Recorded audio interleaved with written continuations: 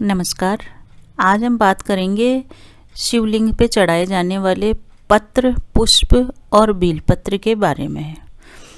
Friends, बहुत से लोगों को पता नहीं होता है कि बेलपत्र को किस तरह से चढ़ाना है और पुष्प और फल को किस तरह से चढ़ाना है।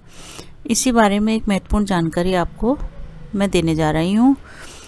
जैसा कि आप जानते ही हैं, मनोवांछित वर की प्राप्ति के लिए शिव की पूजा का विधान है।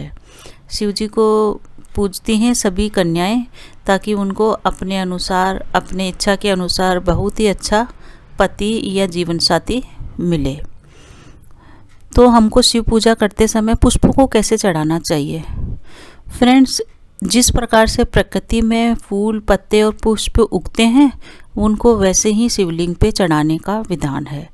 जैसे वो उत्पन्न हो रहे हैं, उनका मुख ऊपर की तरफ होता है उत्पन्न होते समय, तो हमको उनका मुख ऊपर करके ही उनको चढ़ाना चाहिए।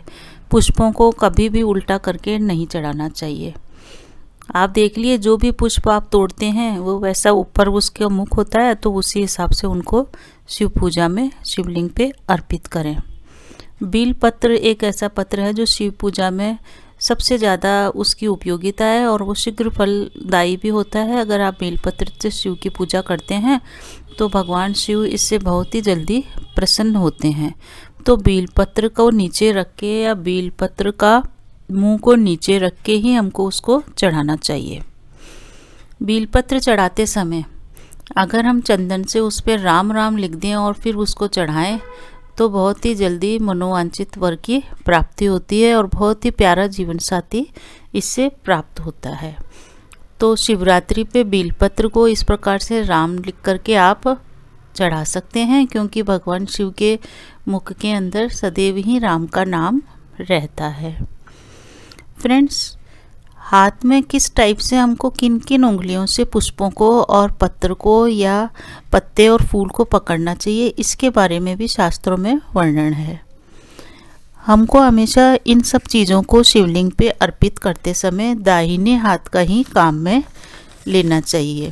दाहिने हाथ को, हथेली को बिल्कुल सीधा रखें और मध्यमा, जो कि सबसे लंबी उंगली होती है, उसको काम में लें और उसके पास वाली अनामिका उंगली, जिसको रिंग फिंगर भी कहते हैं, उसका यूज़ करें और अंगूठे, इन तीन अंगूठे और दो उंगलियों का यूज़ करके ही हमको पुष्प, फल और पत्र को चढ़ाना चाहिए। इन तीन उंगलियों का ही हमको ध्यान रखना चाहिए कि इन तीन उंगलियों का ही स्पर्श करा के शिवलिंग की पूजा में इनको अर्पित करना चाहिए।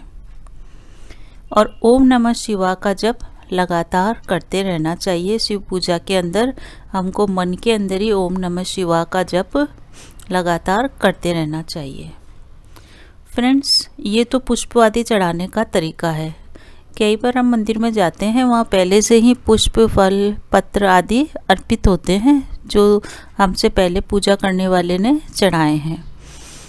कई लोग उनको हटाते हैं, हथेली से हटा देते हैं। कई लोग हाथों की चारों उंगलियों का यूज़ करके उसको हटा देते हैं शिवलिंग पे से।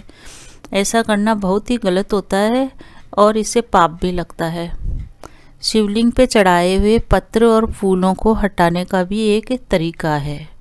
इनको हटाने के लिए हमको अंगूठे और अंगूठे के पास वाली तर्जनी उंगली का ही यूज़ करना चाहिए।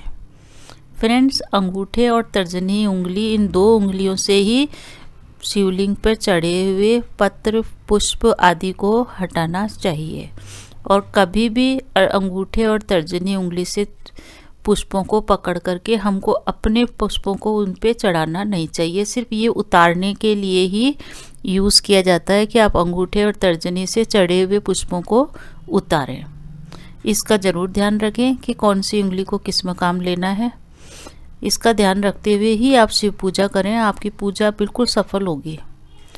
शिव जी ऐसे देवता हैं जो शीघ्र ही प्रसन्न होते हैं और जो भी गलती हो उसकी क्षमा प्रार्थना अंत में ज़रूर कर लें। आपकी मनोकामना अवश्य ही पूरी होगी। इस तरह की शिवलिंग पे और भी जानकारी आएगी। फ्रेंड्स, वीडियो को प्लीज़ सब्सक्राइब कीजिए और लाइक का बटन दबाइए अगर आपको अच्छा लगे तो। धन्यवाद।